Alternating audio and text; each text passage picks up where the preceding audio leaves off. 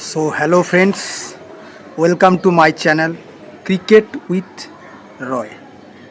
তো থাম্বনেল দেখে তোমরা নিশ্চয়ই বুঝতে পেরেছো যে আমি কী নিয়ে ভিডিওটা বানাতে চলেছি। গৌতম গম্ভীর, হ্যাঁ বন্ধুরা, গৌতম গম্ভীর, যার গুরু মন্ত্রে এবছর বিশ্বকাপে জয়লাভ করলো টিম ইন্ডিয়া বা ভারত। কংগ্রাচুলেশন, অসাধারণ খেলেছো তোমরা। তো ভারতের হেড কোচ গৌতম গম্ভীর তিনি জানিয়েছেন যে আমরা প্রত্যেকটা প্লেয়ারকে খেলার আগে বলে রেখেছিলাম যে নিজের 100 বা 50 রান নিয়ে ভাবতে না। তিনি জানিয়েছেন যখন তোমার স্কোর 96 রান হবে তখন 4টে বলের অপেক্ষা করে তুমি সিঙ্গেল নিয়ে সেঞ্চুরি পূরণ করতে পারো না, তাহলে তোমার 20 রান কমে যাবে। মানে 4টে বলে 4টে 6ও তো হতে পারত। তো সেই রকম টেন্ডেন্সি নিয়ে সবকটা প্লেয়ার ব্যাটিং করেছে। আর কি অসাধারণ ব্যাট করেছে তোমরা তো বিশ্বকাপে সবাই নিজের চোখে দেখতে পেরেছো। একটা উপভোগ্য বিশ্বকাপ হয়েছে এই বছর 2026 টি-20 ওয়ার্ল্ড কাপে।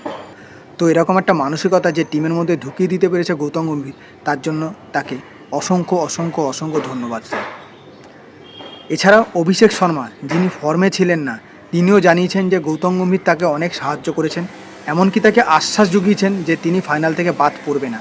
আর একটা কথা, ফাইনালের আগে কিন্তু আমি বলেই রেখেছিলাম যে ইন্ডিয়ার টিম কিন্তু চেঞ্জ হবে না। যেই দল নিয়ে তারা কোয়ার্টার ফাইনাল সেমিফাইনাল খেলেছে সেই দলটাই ফাইনালে খেলতে চলেছে। আর আমার কথা ঠিক মিলেও গেল। আর অভিষেক শর্মা কি অসাধারণ একটা ইনিংস খেললো, 21 বলে 52 রানের, জাস্ট অসাধারণ একটা ইনিংস। এবার আসছি শিবম দুবের কথা। তো এই শিবম দুবে বর্তমানে ভারতের একজন সেরা ফিনিশার রূপে দেখা দিয়েছে। আর এই সেরা ফিনিশার হয়ে ওঠার পেছনে গল্পটা কিন্তু কম না। তিনি যখন চেন্নাই সুপার কিংসের দলে ছিলেন তখন মহেন্দ্র সিং ধোনির জহুরির চোখ তাকে কিন্তু চিনে ফেলেছিল। এবং মহেন্দ্র সিং ধোনি যেহেতু তার বয়স প্রায় 44-45 বছরের কাছাকাছি, সেরকম আর রিফ্লেক্স নেই। এই বছর হয়তো মহেন্দ্র সিং ধোনির চেন্নাইতে লাস্ট ম্যাচ, পরের বছর থেকে আর হয়তো ধোনিকে আমরা আইপিএলে দেখতে পাবো না। কিন্তু ওই যে বললাম না যে আইপিএলে এখনও পর্যন্ত সেরা ফিনিশার মহেন্দ্র সিং ধোনি। অসাধারণ দক্ষতায় তিনি বিভিন্ন হারা ম্যাচকে জিতিয়েছেন। ঠিক সেটাই তিনি দেখতে পেয়েছিলেন শিবম দুবের মধ্যে। তাই তিনি 3-4 বছর ধরে শিবম দুবেকে সেইভাবেই তৈরি করেছিলেন যাতে সে চেন্নাই সুপার কিংসে ফিনিশিংয়ের রোলটা ভালো মতো দায়িত্ব নিয়ে পালন করতে পারে। তো শিবম দুবে আগে শর্ট বলে সেরকম একটা ভালো 4-6 মারতে পারতো না। তো তিনি নিজে স্বীকার করেছেন, তিনি মহেন্দ্র সিং ধোনির কাছে যখন গিয়েছিলেন তখন ধোনি তাকে জানিয়েছিলেন তুই 6 মারতে পারছিস না তো 4 মার, 4 মারার চেষ্টা করতে পারছিস না তো সিঙ্গেল নে, কিন্তু বল ডট বল, কিন্তু বল নষ্ট করবি না, মানে ডট বল যাতে না হয়।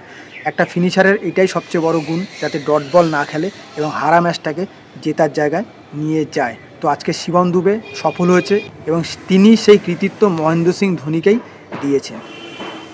তো বলতে গেলে এখন শিবম দুবে ভারতের নাম্বার 1 ফিনিশার। লাস্ট ম্যাচটা আপনারা দেখবেন যে কি অসাধারণ ফিনিশ করেছে ম্যাচটা। মাত্র 8 বলে 26 রানে একটা ইনিংস খেলেছেন, 3টে 4 এবং 2টো 6, আর স্ট্রাইক রেট 325+। অবিশ্বাস্য স্ট্রাইক রেট, মানে সত্যি একটা ক্লাস ফিনিশার পেয়ে গেছে ভারতীয় দল। এবার আসছি অন্য একটা দলের বিষয়, তো শ্রীলঙ্কান ক্রিকেট টিম।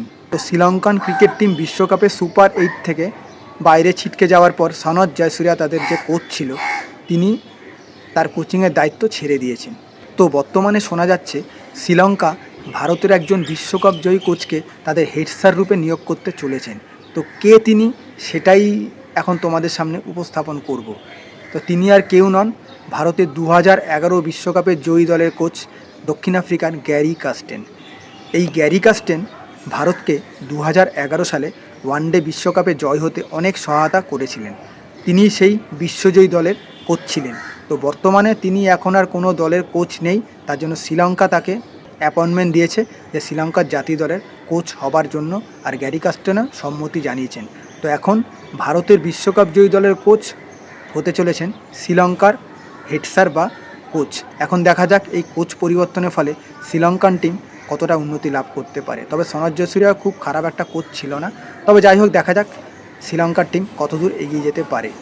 তো ক্রিকেট সংক্রান্ত এরকম বিভিন্ন রকম খবর পাওয়ার জন্য আমার চ্যানেলটিকে তোমরা অবশ্যই সাবস্ক্রাইব করে রেখো আর আমার পাশে থেকো। দেখা হবে পরবর্তী ভিডিওতে, ততক্ষণ সুস্থ থাকবেন, ভালো থাকবেন, ধন্যবাদ।